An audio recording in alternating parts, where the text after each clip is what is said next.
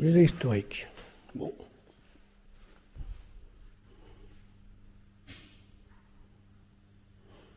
Des boîtiers de montres. Bon.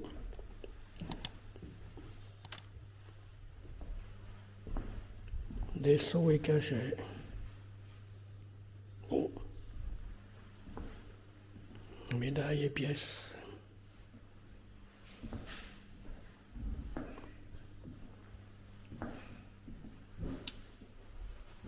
Des fusils.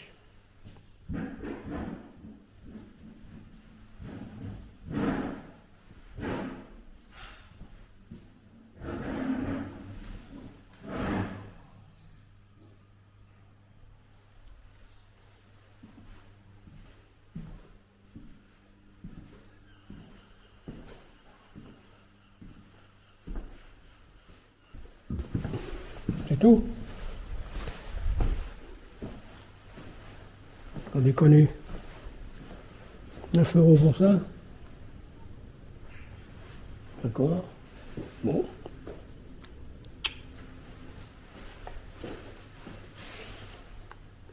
D'accord, d'accord. Des vieux coffres. Et puis...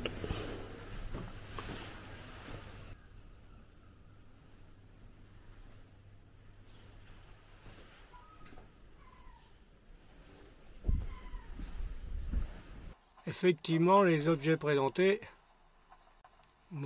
n'ont pas un intérêt transcendant.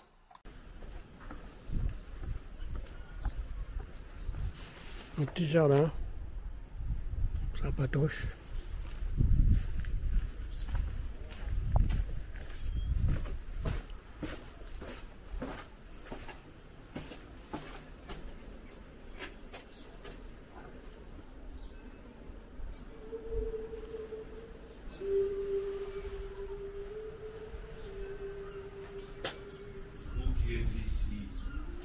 Levez les yeux aussi. Écoutez. Une étoile.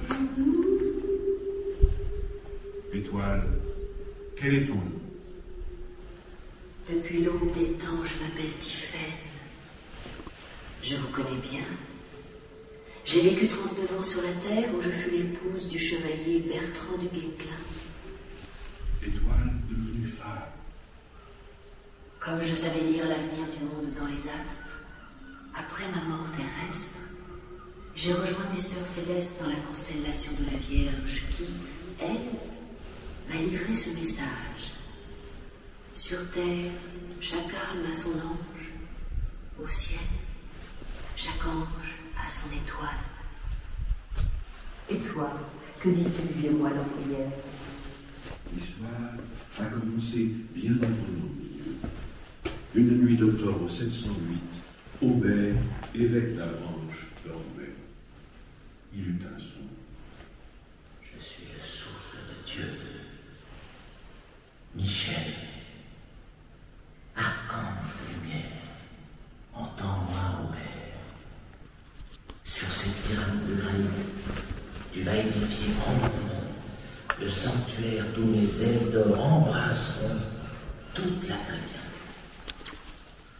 C'est le premier oratoire adossé à la pointe du monde que l'évêque dédie à Saint-Michel.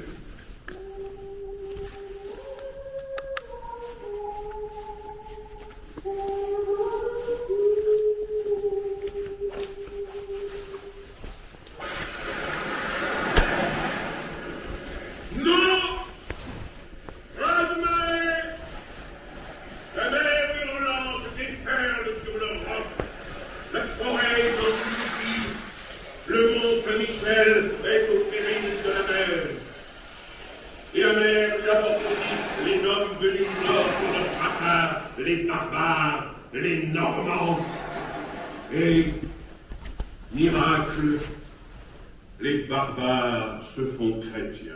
Heureux et vert printemps du Mont Saint-Michel. Ermite, je deviens moine. Et juste après l'an 1000, notre père abbé Hildebert rêve pour l'archange d'un immense château de Dieu.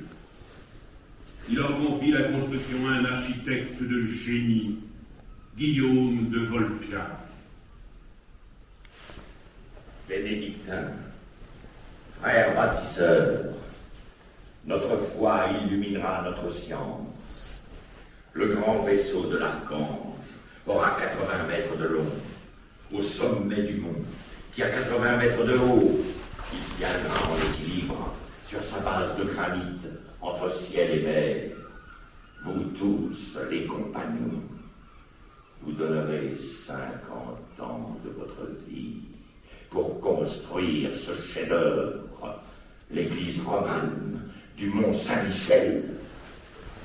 C'est il y a 800 ans que le Mont Saint-Michel connut les plus belles heures de son histoire, avec la vie et l'œuvre de son plus illustre abbé, Robert de Torigny.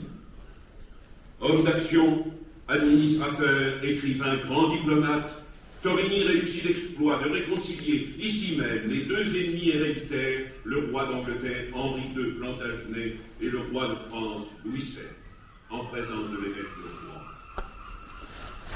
Puis, avec le siècle de Saint-Louis, la merveille gothique va couronner sur le mont le grand édifice roman. Avec l'art roman, Dieu était géométrie. Avec l'art gothique, Dieu est lumière. Dans leur splendeur et leur transparence, les verrières s'ouvrent sur le ciel.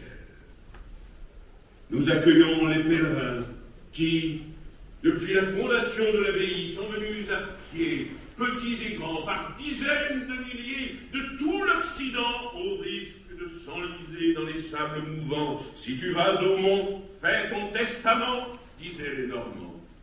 Que dis-tu maintenant dans ta constellation? Je vois l'hiver, la neige qui tombe. Je vois une guerre qui va durer plus de 100 ans entre l'Angleterre et la France. Le plus grand désastre de toute notre histoire. Mais je vois aussi se lever deux héros. La sainte venue de Lorraine, l'aigle de Bretagne. La sainte Jeanne d'Arc, l'aigle noir, Bertrand du Guesclin, par Dieu, Père et Fils, par la Vierge Marie et par toi, l'archange, tous deux inséparables, le royaume de France sera sauvé. À toi, l'archange, le roi Louis XI rendra hommage. Les chevaliers de France deviendront les chevaliers de l'ordre de Saint-Michel. Alléluia!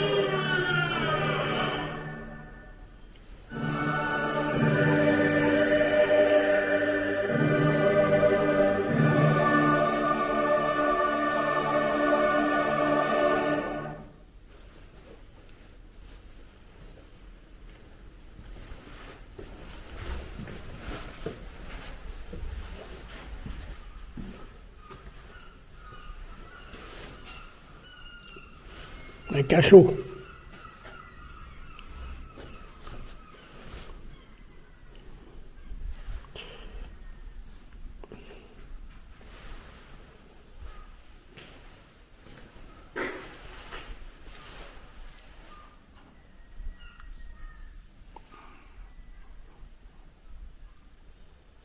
Pamphlétaire condamné à mourir de faim pour avoir critiqué le gouvernement du roi Louis XV, 1746. Sieur Dubourg.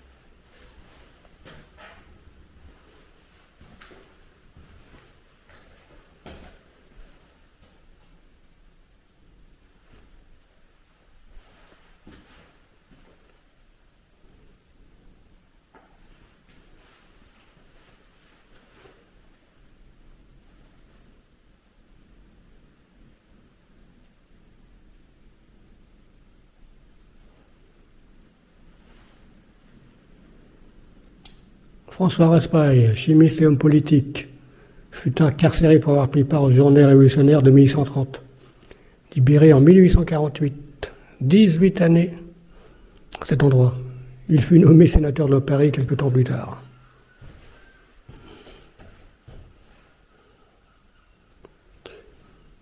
On voit même pas de paillasse ou de lit.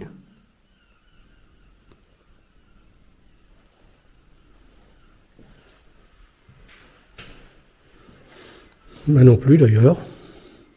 Bon, il y a la place pour en avoir une. Pour 2 places.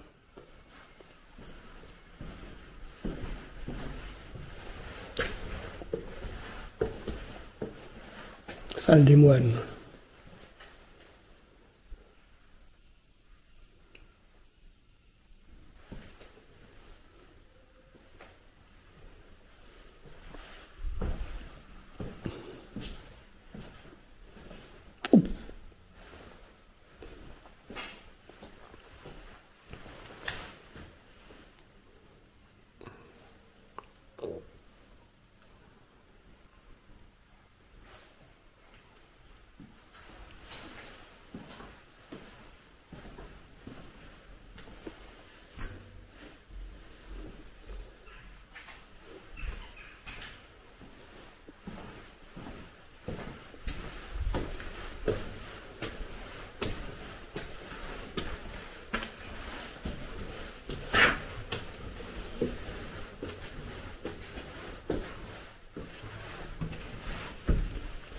Sortie.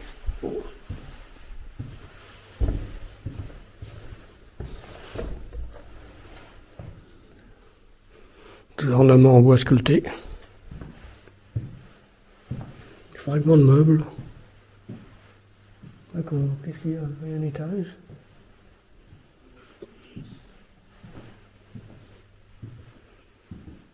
Salle des bois. Wesh.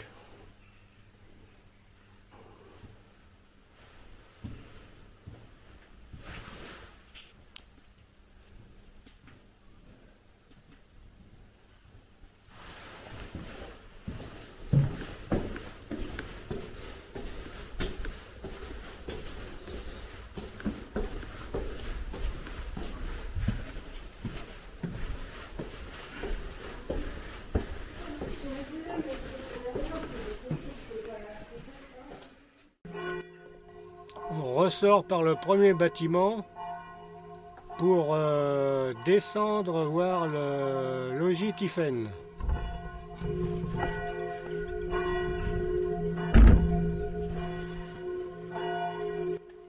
J'ai acheté un pass pour 18 € pour visiter 3 musées sur les 4 que comporte le Mont, au lieu de 9 € l'entrée de chaque musée.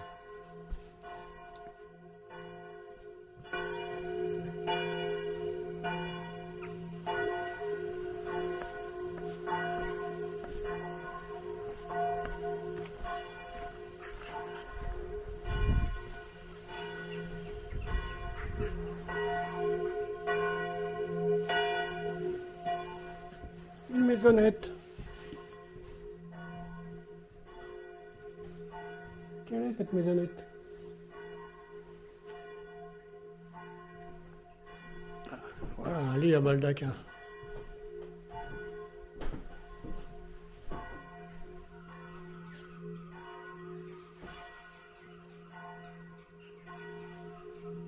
Ah, voilà, c'est la chambre de Tiphaine, de Ragnel, qui donne directement sur le jardin, très agréable, du temps de son existence, si l'utilisation des lieux était respectée.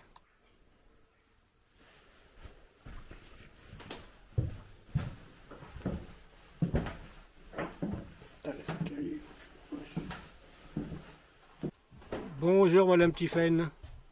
Il se disait que Tiphaine était féru d'astrologie. Fallait bien qu'elle s'occupe à quelque chose. La vie quotidienne devait peut-être être monotone.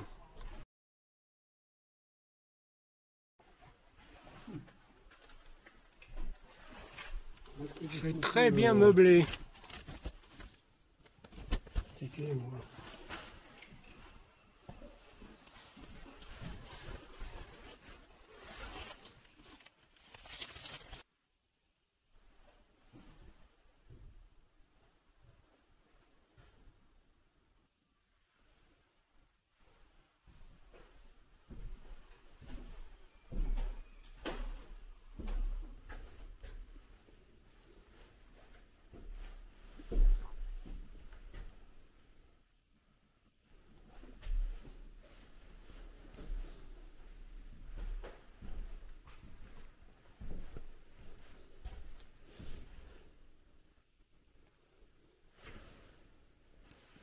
Ouais, c'est bien.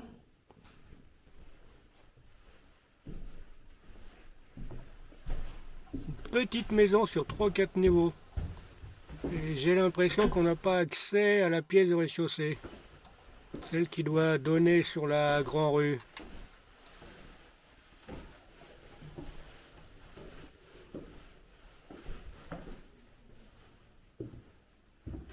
Encore une chambre. Chambre du chevalier. Du chevalier de Guesclin en l'occurrence. Rappel expliqué dans la précédente vidéo, cette maison fut construite par le chevalier du Guesclin qui fut à une époque le capitaine du Mont, qu'il a habité épisodiquement et en permanence pour son épouse Tiphaine. Maison en pierre, hein.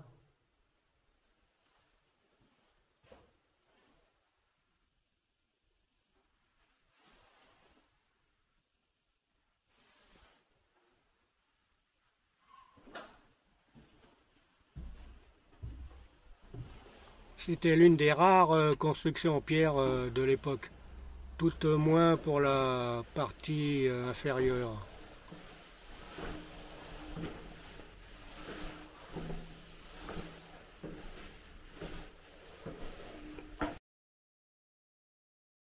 Vernis là ou quoi?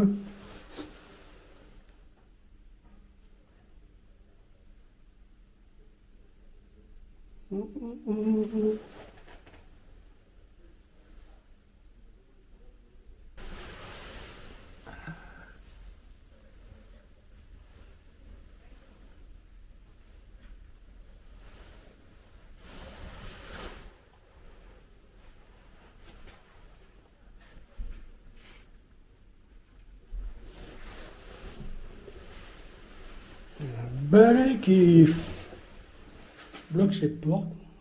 On ne sait pas si c'est... J'ai l'impression de ne pas avoir accès à la pièce de rez-de-chaussée, celle qui donne sur la grande rue.